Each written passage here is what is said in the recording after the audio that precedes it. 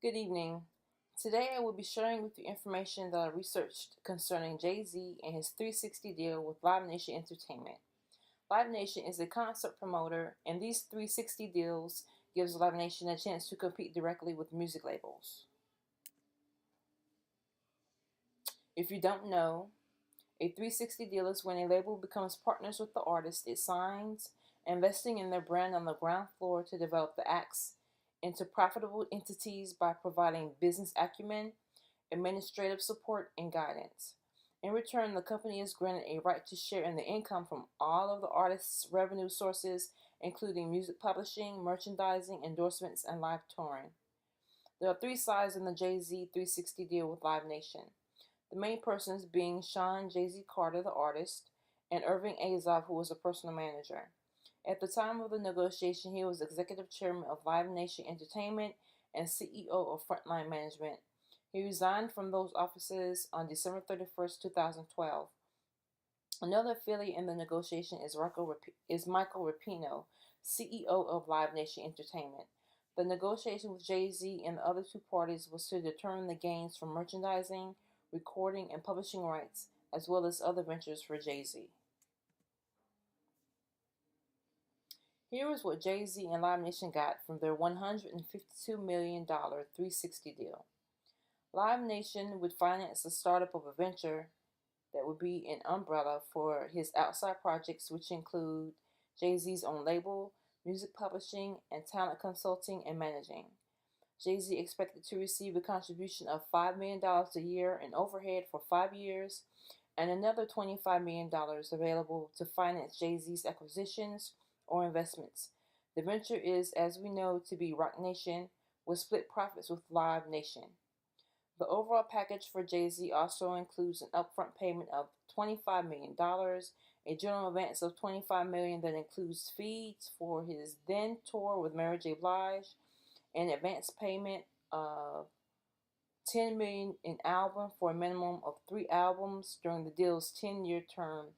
A series of other payments adding up to about $20 million is included in exchange for certain publishing, licensing, and other rights. Jay-Z also received 775,434 Live Nation shares, plus an option on an additional 500,000 with the exercise price of $13.73. The shares go to Marcy Media, the company affiliated with Jay-Z, in connection with the formation of Roc Nation LLC, a joint entertainment venture between Live Nation and Jay-Z.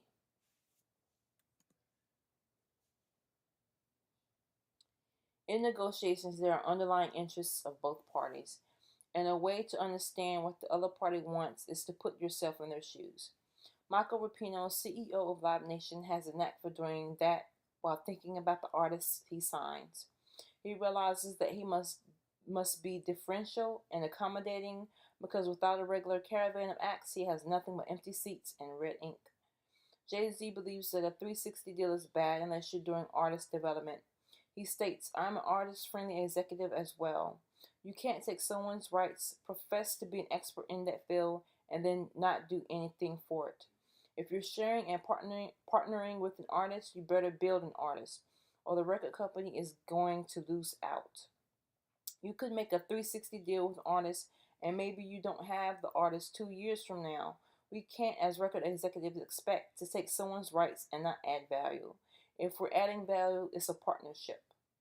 When it comes to the underlying interests of Mr. Azoff, he sat on both sides of the table as personal manager and executive chairman of Live Nation. It was a conflict of interest he would dismiss because he had been at his job for so long and because everyone trusts him to do what is fair for everyone. In dealing with acts and promoters in the past, he would have music promoters split revenue with his artists that would total 90%. He knew that without the talent, there were no fans to pay for food and parking. 3 negotiation techniques used in the 360 deal are affiliation, autonomy, and status.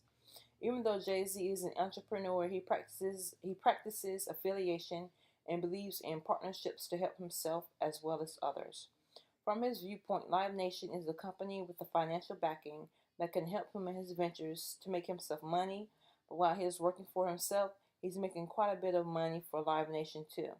It appears that Live Nation realizes that since Jay-Z has quite a large amount in stock from the company, it would be in his best interest to look after his investment and partnership in the company to be as productive as possible and cater to his underlying interests of making deals with artists who will be signed to the Roc Nation label. Jay-Z has the autonomy to do what he wants with his music. Live Nation is not impinging upon that.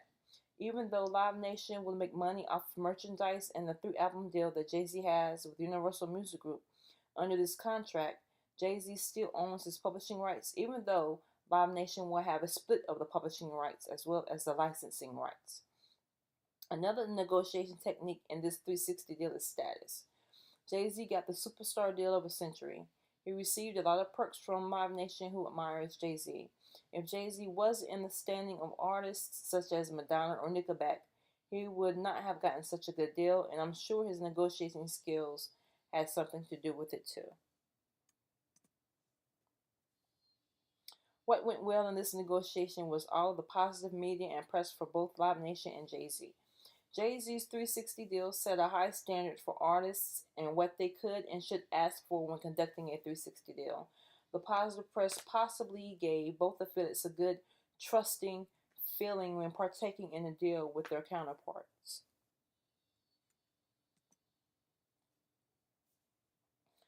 What went wrong in this negotiation is that Live Nation is putting a lot on the table for this artist, even though he will bring much revenue.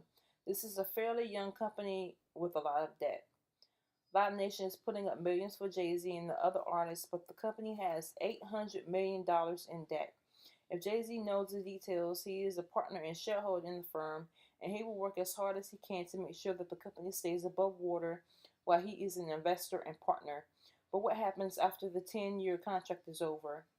What is the sunset clause if there is one? Will he still remain a part of Roc Nation once the contract is over? He has no problems ending ventures and starting up new ones. Rockefeller Records and Rockaware are prime examples of that. On the other hand, Jay-Z is supposedly giving a lot of his bread and butter to Live Nation, which are some licensing and publishing rights. We do not know what is in the future concerning those modes of income, but the way that the digital age is going, there could be larger amounts of profit available in these entities in the future. Maybe Jay-Z should not have shared these rights. But I do not know the details of the contract, so the licensing and publishing rights could work in Jay-Z's favor.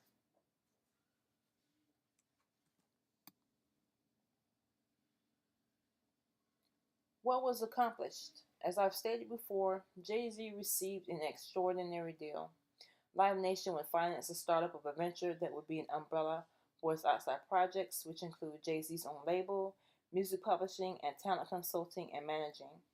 Jay-Z expects to receive a contribution of $5 million a year in overhead for 5 years, and another $25 million available to finance Jay-Z's acquisitions or investments.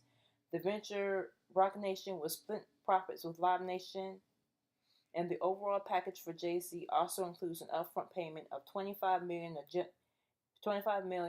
a general advance of $25 million that includes fees for his Mary J. Blige tour, an advance payment of $10 million album for a minimum of 3 albums during the deal's 10-year term, and a series of other payments adding up to about $20 million included in exchange for certain publishing, licensing, and other rights, as well as the Live Nation shares and the $500,000 in addition with the exercise price of $13.73.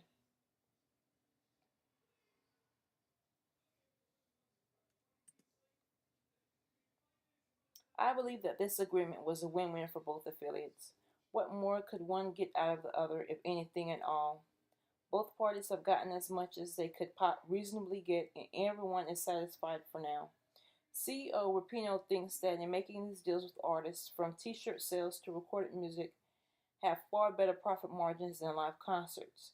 He says, "We have learned that if you have a longer relationship with the artist and you have more revenue streams with the artist, your model is much more robust." Here are my references, and thank you for listening.